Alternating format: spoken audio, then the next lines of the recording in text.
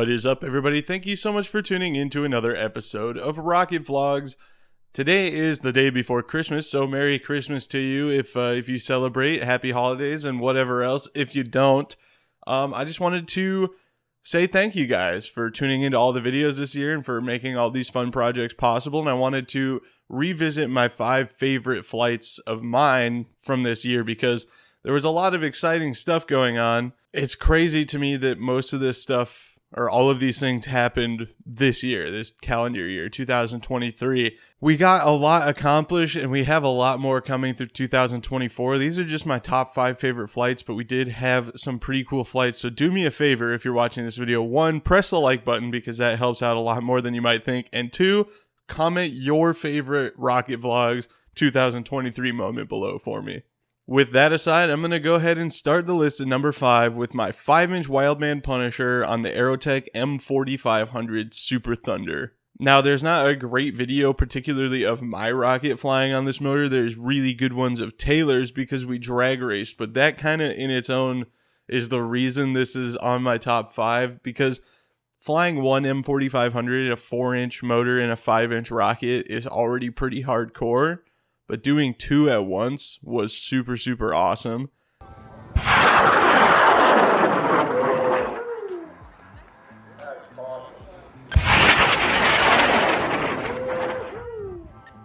You win. Who went the other way? So shout out to Bob and everybody at Cloudbusters for allowing us to do that drag race. My rocket, we were on 10-foot rails. And for that rocket with that weight and that motor, you need like 6 inches of rail for it to be stable. So mine tried to take the pad with it. It's got a big gash on the side of the rocket now, and it took off pretty sideways. I think it kind of got rail whip, which if you're not familiar with the concept, it's just the rail bending as the rocket tries to pull away from it. Taylor's also has a little bit of nose weight. Mine doesn't, but it's a little bit longer. So I think it wouldn't hurt to throw a little bit in there. And I do have some flights for the 5-inch Punisher coming up. But yeah, I want to say it went like, I don't even remember how high it went. But I bet there's a clip of me saying right here. The perfect flight data shows that we achieved an altitude of 14,118 feet. My tracker had me convinced that I was getting close to it, but it turns out the tracker's just really good. So I just kept walking and walking and walking. And I parked my car like 1.5 miles out and then walked another 1.5 miles. So I had to walk the rocket another 1.5 miles back to my car. But yeah, that was my first time using the newer transmitters that I was using at the time, and they're very potent. So yep, the 5-inch Punisher lives on. It's got some battle damage, but that's all right. My dream is to put an N1000 in that rocket. It should go like 28,000 feet or so. So that's something to look forward to in the future. Coming in at number 4 is my full-scale, I guess, HV Arcus. I believe the non-HV one is the one with the boat tail. It's not a boat tail rocket. It's the one we flew on the Evolution Space N16,000. And yes, if you're not familiar with this flight, that is the right number, 16,000. The motor burned for about half a second.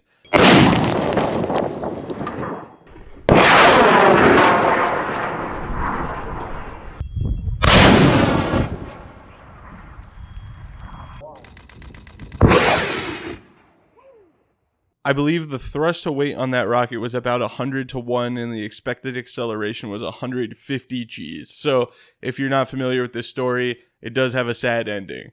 The acceleration killed my electronics. That is definitely on me.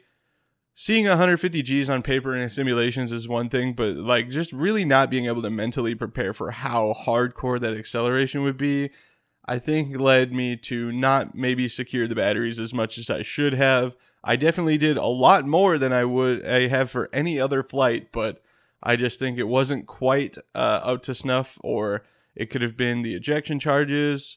It could have been a whole host of things, but ultimately the end result was the rocket coming in ballistic with no parachute. Rocket's destroyed. It's somewhere out in the field in the Mojave Desert. Maybe someday somebody will find it and we can get some pieces of it back, but for now, the 4.5-inch Arcus is gone. It's unfortunate because that kit is pretty hard to get for reasons we don't need to dig into too much, but if you want to go watch the last podcast episode, we dig into it there. So I have on my list here less Big Arcus for number 4, which we just did, because number 3 is Big Arcus. And I know Taylor took slight issue with me putting it at number 3 on this list. It feels like it should be higher, I know. It's a 9-inch diameter rocket that we flew on 9 motors. But while it was super cool and we had a lot of fun with it, there was a couple points of contention I had with this flight that made me not love it as much as I could have. One, if you're familiar, the nose cone came off.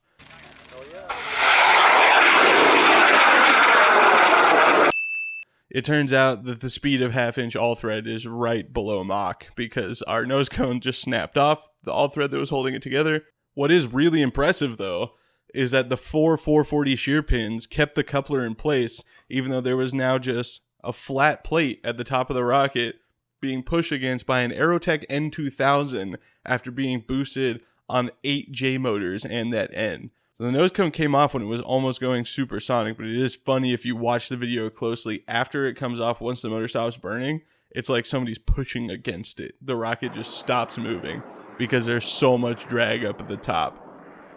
So it was predicted to go about 15,000 or 13,000 feet or somewhere in there, and it went 7,500 because of the big air brake sitting up top. Other than that, the recovery did go flawlessly, and in fact, is probably the first and last time I had a pad cam also function as a landing cam. I don't know if this camera's running or not, but that best recovery ever. That will forever be one of my most iconic memories of rocketry, is landing a 16-foot tall rocket on the pad that it took off from. Pretty crazy, but like I said, the nose cone thing made it a little less excitable, and really for me, the fact that the onboard video, once again, failed for the 3rd time on a big rocket project. No onboard video.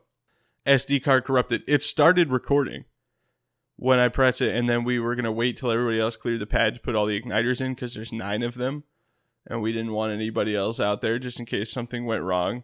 And yeah, so I stopped recording, and then when I went to start the recording again, it beeped and told me the SD card was corrupt, and the only way to get the camera back off the rocket is to take the rocket apart. So we flew it with no onboard video. But we will get it next time, and I'm going to tell you guys at the end of this video what we are doing for Airfest in 2024, so be sure to stick around. But next, I'm moving up to my number 2 position, the first flight of my Honest John. 2, 1.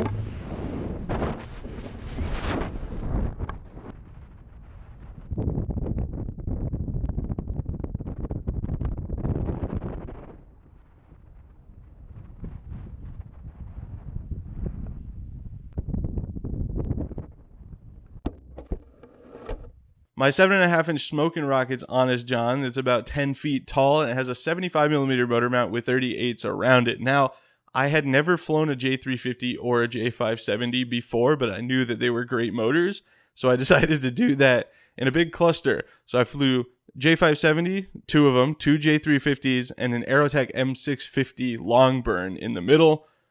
The rocket simmed to about 8,000 feet, and it went almost 10, like 9,800 and change. We had perfect onboard video, and it is glorious to watch. And somehow, with all the Beacon 03 that I use, I managed to light this Moonburner M before these 38mm Js. So there's just a little split second where it started taking off, because that M by itself was not enough to lift the rocket safely. never should have been on the table for the M to light before the 1.5-inch diameter J motors. I was expecting that motor to come up to pressure halfway through the J motors burn, like 100 feet off the ground, because the J motors were more than enough to lift the rocket. But to give you an idea, just the J motors with that rocket were about 10 to 1 thrust of weight. Adding the M only made it about 11.5. So if you break that down, the M by itself was like 3 to 1 thrust of weight, which if it's dead calm and you have a really long rail or tower, maybe is okay. In this particular case, it could have gone bad, but fortunately, all the J's lit. The rocket flew perfectly. It recovered perfectly. The onboard video recorded perfectly. Everything about this flight was absolutely amazing. I love this rocket so much. Unfortunately, it had a more recent accident that I will go into detail about a little bit later, or if you want to know about it right now, you can check it out on patreon.com/rocketvlogs. I went into detail about what happened, and yeah, it's still alive. It's gonna fly again. It needs fixed, but the problem was not the rocket breaking. There's a bigger issue at hand. At any rate, the first flight was so amazing that I'm going to be chasing that forever. And the reason it's higher than the big arc is it kind of serves as a reminder to myself that I know what I'm doing independently. And of course, to nobody's surprise, in the number 1 spot is our flight of the 12-inch Wildman Punisher upscale at Cloudburst in Argonia, Kansas this year, after our failed attempt at Airfest in 2022, where we only lit 4 of 7 motors. This time was amazing. An N in the middle, 3 L's and 3 K's around the outside, all blue motors around the outside, and a big red N in the middle. All the blue motors lit instantly. And you can just watch this beautiful transition for the blue motors taking off to where they burn out and the flame just goes blue first, huge, like 20-foot long pink flame, the blues burn out, and just a real big red flame for the rest of the burn. This rocket weighed almost 200 pounds on the pad, and it went 13,500 feet and almost the speed of sound. The fact that's insane. That is a huge rocket to be reaching those kind of speeds, and we are still I still watch the clip back of the thing flying all the time. We're unbelievably stoked on it. We love the Punisher, and we definitely are going to be flying it again. There we go.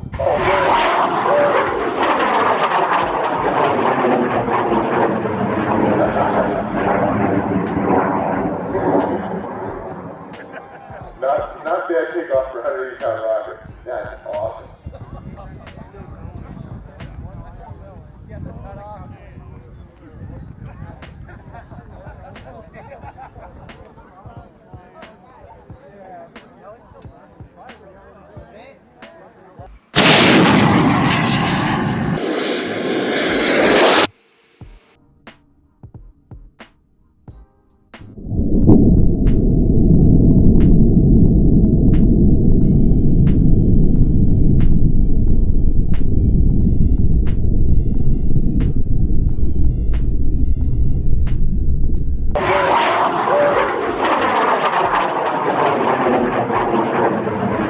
This is also a Look at that.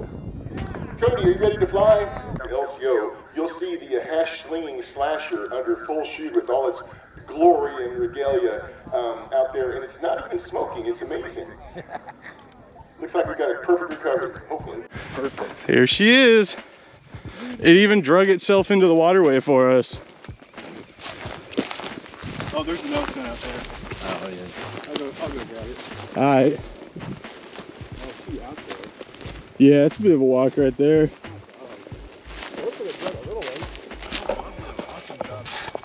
Yeah. He knows. Those all look burned. They all burn? It looks like it. I think it just said 13. Oh, what? Perfect deployment of the big parachute, rolled out beautifully with the deployment bag. 13,000 feet and change, no issues, nothing broken on the rocket. We did sacrifice my brand new SkyAngle Cert 3 large parachute because we forgot to we have a slider on it because that's our drogue parachute. And when you have a rocket that weighs that much and you have any horizontal velocity at deployment, there's a really good chance you're just going to shred that parachute. And that's exactly what happened, because a slider ring kind of serves to slide down the lines and slow roll it like a slider on a skydiving canopy. C'est la vie. Everything else about it was absolutely perfect. And yeah, we're still riding that high to this day. Once again, I want to ask you guys to comment your favorite Rocket Vlogs moments of 2023. And while you're at it, put in your favorite flights that you did this year in 2023, or even flights that you saw. It was an awesome year for Rocketry. And I want to talk a little bit about what we're doing next year. We're going to have a podcast episode coming out early next year about our Rocketry resolutions and what we plan on doing. I hit a couple of the ones that I threw down last year, namely hitting 50,000 subscribers, and we doubled that, almost tripled that. We are at over 130,000 subscribers right now. I know a lot of them come from shorts, so that's why we don't really have the revolving audience watching the videos like this, but that is okay. We got the number, we got the plaque. I know it's really superficial to only care about that, but it is a very cool thing that I've wanted since I was like 12 years old, so here we are. It doesn't matter that those 130,000 people aren't watching every video, though. What matters is that you are watching it. So thank you so much for being here. It means a lot. The Rocket Vlogs channel has grown beyond anything that I ever could have foreseen being even reasonably feasible. So thank you guys. Thank you for making it possible for me to travel all over and make these videos with people. And thank you for inching it just a little bit closer every day to the possibility of this being a feasible stream of income where I could just make rocket videos all the time. It's a pipe dream, but the pipe keeps getting shorter. I don't know how that analogy works. Let's talk about what the Anti-Gravity Group is doing in 2024. We are not building another big rocket. I know a lot of people keep throwing out these recommendations, but we don't. We have big rocket at home. What we are going to do, though, is attempt to do a double header at Airfest in 2024. We want to fly the Arcus and the Punisher. Now, the Arcus needs a new nose cone, but it is going to have a very special flight because I recently came into the possession of an Animal Motorworks N2800 skid mark. And yes, AMW, not CTI. This is an original Animal Motorworks 6-grain 98mm demo motor. So the predecessor to the then certified N2801 skid mark. I think it was made in 2007. And yeah, it's going to be crazy. We're flying just the one motor because that's still going to be like 6-to-1 in that rocket because it's really not that heavy for its size. And it's going to be loud and gnarly, and we're super, super stoked for it. And we have a center motor for the 12-inch Punisher we're working on is funding the outer ones. As you guys know, things are going a little rocky at the moment. I lost my job, and I'm currently actively searching for one. And my parents are moving.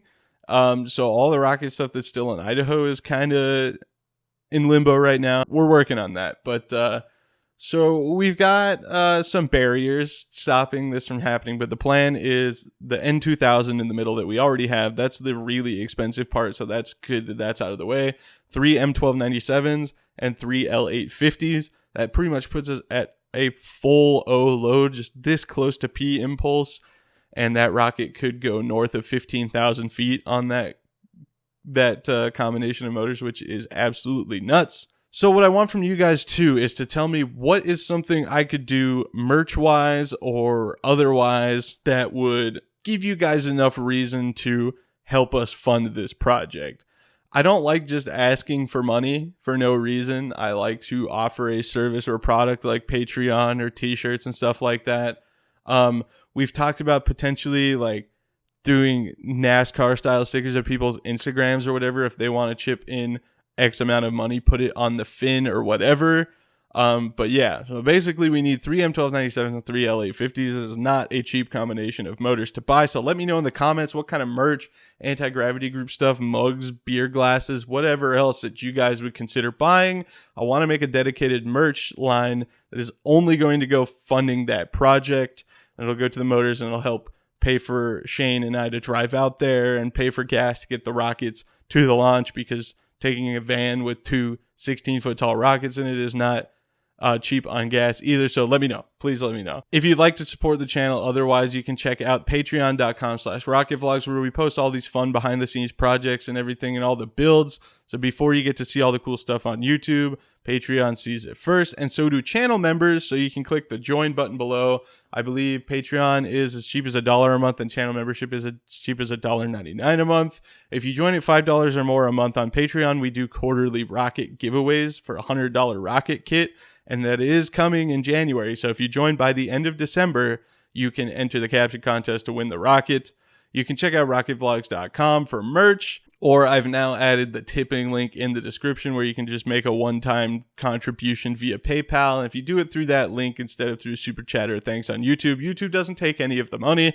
I want to say thank you guys once again for being here all year. This was such an amazing year of Rocketry stuff, and I want to say thank you guys for all the subscribers and all the support and all the merch buying and everything. It really means a lot that you guys are here, and thank you to everybody that comes up and says hi at the rocket launches and shows us your Punishers and everything. It has been a surreal situation for me to introduce myself to people and they just already know who I am. It's pretty bizarre. Once again, Merry Christmas and Happy Holidays to all of those who celebrate. I want to wish you guys a Happy New Year, because I don't know for sure if there will be another Rocket Vlogs release before the New Year happens. Unfortunately, we can't be at Taylor's house for a big New Year's fireworks celebration again, but we'll hold off for next year, 4th of July, probably. My name is Braden Carlson. Thank you so much for tuning into another episode of Rocket Vlogs, and I will see you next year.